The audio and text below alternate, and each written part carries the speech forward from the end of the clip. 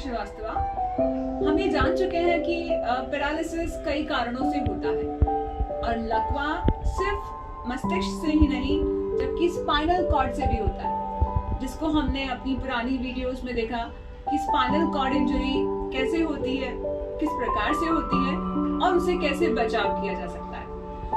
यदि व्यक्ति को उसकी रीढ़ की हड्डी में इंजरी हो चुकी है, पैरालिसिस हो चुका है, तो उसमें रिकवरी फेज कैसे होगा, यानी मरीज कैसे ठीक होगा।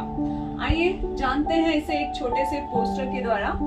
Spinal cord injuries recovery phase, यानी अब मरीज में इम्प्रूवमेंट आना चालू होता है after the surgery procedures, after all the medical treatment.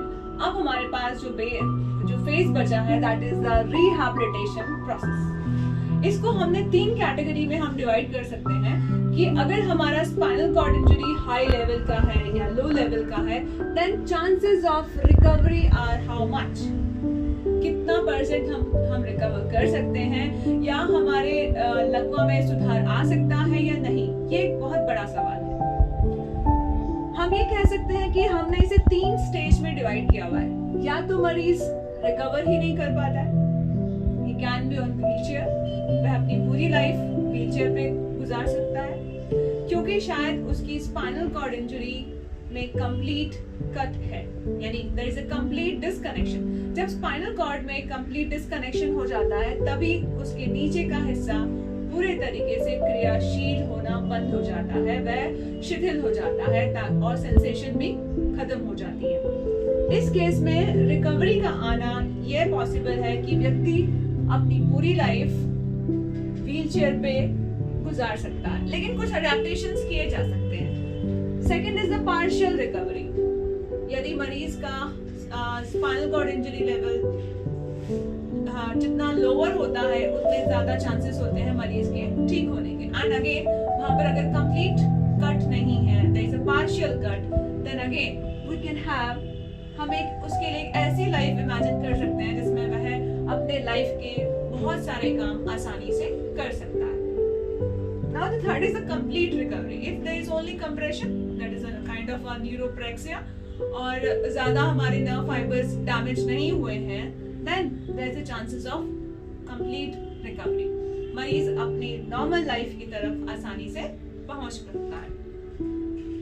अब इसमें हमें ये जानेंगे कि हम इस रिकवरी फेजेस में फिजियोथेरेपी क्या रोल अपनाती है, फिजियोथेरेपी का क्या उद्देश्य है, हम कैसे एक स्पाइनल कॉर्ड इंजरी को पेशेंट को कैसे हम इंडिपेंडेंट बना सकते हैं, कैसे उसकी लाइफ को और बेहतर बना सकते हैं। हमारी इस फिजियोथेरेपी यानी भौतिक चिकित्सा का मेन उद्देश्य है, अगर रिकवरी के चांसेस आर वेरी लेस, यानी आपका अगर high level injury and again there is a complete paralysis, there is no movement, there is no tone, in that case हम क्या करेंगे, सबसे इम्पोर्टेंट, अगर हमारी दोनों पैर शिथिल हैं और उसमें सेंसेशंस भी नहीं है, देन डेफिनेटली हमें आने वाली जटिलताओं से बचना होगा।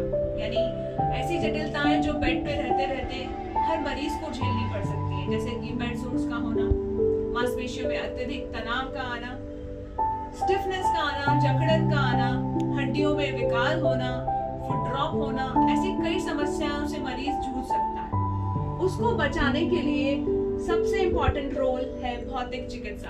आप मरीज की प्रॉपर पोजीशनिंग करें, उसे समय समय पर एयर बेड का उपयोग कराएं और साथ ही उनको लिफ्टिंग सिखाएं, जितना हो सके अपर बॉडी स्ट्रेंथनिंग। अगर लोअर बॉडी वीकनेस है तो अपर बॉडी स्ट्रेंथनिंग कराकर हम मरीज को कई ऐसे ट्रांसफर्स सिखा सकते हैं जिससे कि वो अपने बेड से चेयर पे आना, चेयर से अपने व्हील चेयर से आके अपने रूम में जाना, इस तरीके से कई चीजों में वो निपुण हो सकता है।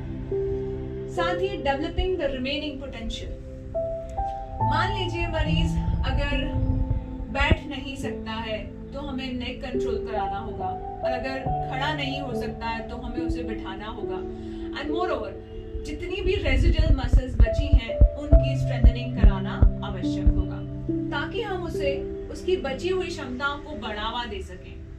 जैसे कि अगर अपर बॉडी हमारी स्ट्रॉन्ग है तो हम उसकी स्कोलियोसिस होने यानी उसके स्पाइन पे दूसरे बुरे असर ना आए, उसके लिए upper body strengthening, trunk control, इस तरीके की एक्सरसाइज करा के हम उसके मैक्सिमम पोटेंशियल तक पहुंच सकते हैं।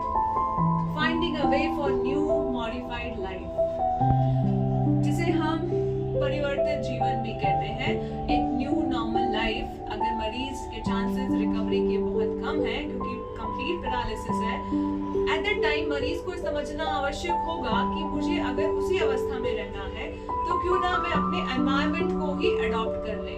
जैसे कि आप मोटराइज्ड व्हीलचेयर का उपयोग कर सकते हैं।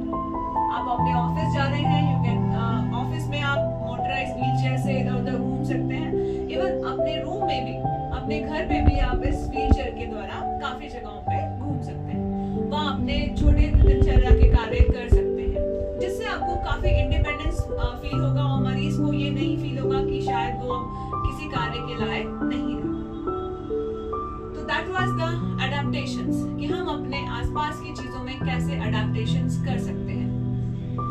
इफ पार्शियल रिकवरी पॉसिबल, जैसा कि हमने जाना कि अगर हमारी इंजरी का लेवल कम है, यानी हमारे फाइबर्स अभी सेव्ड हैं, तो एट दैट टाइम हमारे chances of recovery are more than 50%, जिससे हम बेहतर जीवन जी सकते हैं और हम अपने बेस्ट पोटेंशियल यानी हमारी चरम सीमा तक हम पहुंच सकते हैं। जैसे अगर आप लिख नहीं सकते, then you can use the touch screen. आप टच का उपयोग करके, टच स्क्रीन का उपयोग करके आप उसे कर सकते हैं, अपने कंप्यूटर के कई कार्य कर सकते हैं। लाइक दैट, अगर आप पूरी तरीके से इंडिपेंडेंट बैलेंस नहीं हो पा रहे हैं, आप बिना सहारे के नहीं चल पा रहे हैं, तो आप छड़ी का सहारा लेके चल सकते हैं, आप वॉकर का सहारा लेके चल सकते हैं, जिससे आपका इंडिपेंडेंस और ज्यादा हो जाएगा और आपको एक कॉन्फिडेंस महसूस होगा। मरीज भी ये महसूस कर पाएगा कि स्पाइनल कॉर्ड इंजरी के बावजूद भी मैं आज समाज से अलग नहीं हूँ, मैं भी एक समाज का हिस्सा हूँ। इफ कंप्लीट रिकवरी पॉसिबल, यदि मरीज के लिए after the operations, after the all medical treatment complete recovery है कम, there is no compression, there is compression is relieved. अगर कंप्रेशन जा चुका है तो definitely he can be to the normal life, वह अपनी नॉर्मल लाइफ जी सकता है, and that is the best achievement. In that case, physiotherapy plays very important role. आपके सारे कार्य जो आप पुनः उसे शुरुआत करना चाह रहे थे, उसमें फिजियोथेरेपी बहुत ही समन्वित तरीके से आपको इस रास्ते में आगे बढ़ने के लिए आपकी मदद करेगा। Now there are some facts, कुछ सच्चाइयां हैं, reality and expectations. It's a very important question. अक्सर स्पाइनल कॉर्ड इंजरी होने के बाद, यानी रीढ़ की हड्डी की चोट के बाद, उसके घर वालों के सामने एक बहुत बड़ा सवाल होता है, क्या मेरा मरीज कभी चल पाएगा? जी हाँ, ये एक बहुत बड़ी एक्सपेक्टेशंस भी होती है, जिससे हम मरीज के घर वालों को यही समझाएंगे कि यदि आपके नर्व फाइबर्स बचे हैं, अगर आपके नर्व फाइबर्स पूरी तरीके से नहीं कटे हैं, then chances of partial recovery are always there. मरीज काफी हद तक सुधार ला सकता है। अगर कंप्लीट इंजरी है, then chances of very less recovery, but हम उसमें भी अपने अडेप्टेशंस के साथ एक normal life, new normal life को जी सकते हैं। और यदि there is no compression, then definitely मरीज बहुत जल्दी ही अपनी बैक टू वर्क हो जाएगा। तो that is the reality and expectations.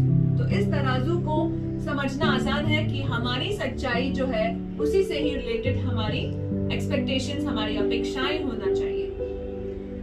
Again, किसी भी समन्वित व्यायाम को सीखना आवश्यक होगा, क्योंकि एक्सरसाइज तो शायद सभी जानते हैं, लेकिन अगर हम उसे समन्वित तरीके से नहीं करते हैं तो हम कहीं ना कहीं अपनी मांसपेशियों को स्ट्रेस में लाते हैं, उन्हें तनाव में लाते हैं और जॉइंट्स भी विकार में जा सकते हैं। तो कोई भी एक्सरसाइज करते समय हमेशा अपने फिजियोथेरेपिस्ट की सलाह लेकर ही इसे करें। It is a pause in life. जिंदगी में ठहराव जरूर है मगर अंत नहीं। ये छोटी सी कहावत आपको ये बताना चाहेगी कि इस स्पाइनल कॉर्ड इंजरी के बाद अपने आप को रुका हुआ महसूस ना करें कि मेरी जिंदगी हमेशा के लिए नहीं रुकी है। इस ठहराव है, जैसे हमारी ट्रेन अलग अलग स्टेशन पे चलती है, जब एक स्टेशन पे उसका कुछ समय का ठहराव आता है, यही ठहराव आपकी लाइफ में है। इस ठहराव को बहुत अच्छे से समझें और इसको बिल्कुल भी पैनिक ना हो और रिहैब प्रोसेस पे ज्यादा ध्यान दें, क्योंकि मंजिल पे आप अवश्य पहुंच जाएंगे, यानी मैक्सिमम रिकवरी, मैक्सिमम पोटेंशियल पे आप जरूर पहुंच जाएंगे। You must find out some ways to adapt with present potential। आपका जो भी आप जिस कार्य में गतिशील उत्पन्न हो चुके हैं, जिस कार्य में आप क्षमता के अनुसार पहुंच चुके हैं, उस कार्य को कार्यशील बना के रखें, हमेशा उसे प्रगतिशील करें। याद रखिए, जटिलताएं अत्यंत गंभीर हैं। यदि मरीज बिस्तर पे है तो जटिलताएं उसके साथ ही रहती हैं। उन जटिलताओं से बचना बहुत आवश्यक है। Complications are more dangerous. तो हमारा basic aim spinal cord injury में यही होगा कि हम मरीज को आने वाली जटिलताओं से बचाएं और उसके बचे हुए मैक्सिमम पोटेंशियल तक लेकर आए।